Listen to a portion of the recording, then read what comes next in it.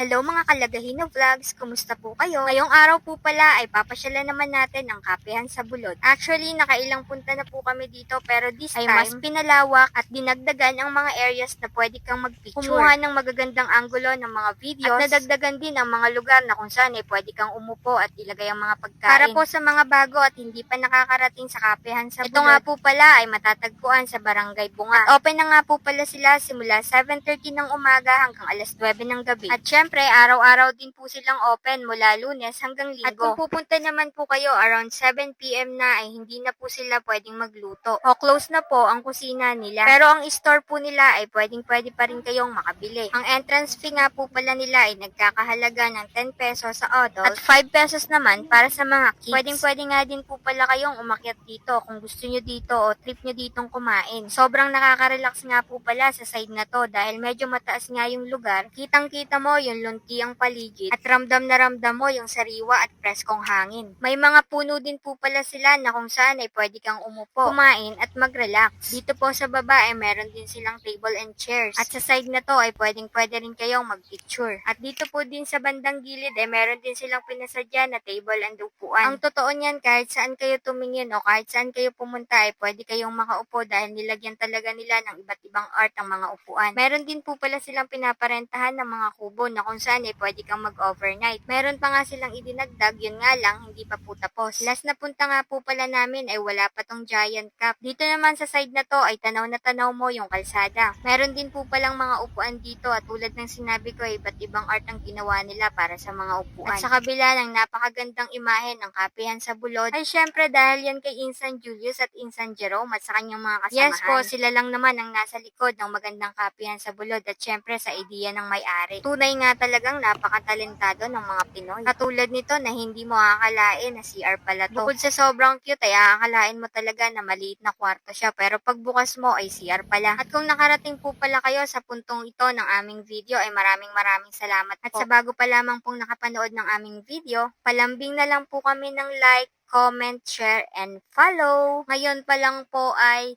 salamat. At dahil nga parang ikaw mapaglaro, mapaglaro ang panahon, ay nag-stop na nga muna kami ni Madam dahil umuulan. Sakto dahil medyo kumakalam na rin yung sikmura namin ay nagumagahan muna kami. Pansit gisado and tawag dito, bibingka. And syempre ang ating pangmalakasang Coke, ang panulak natin for today. So paano po hanggang sa muli? Sana masaya ang araw nyo at huwag kalimutang ngumiti. Bye-bye! Don't forget to like, share, comment, and follow!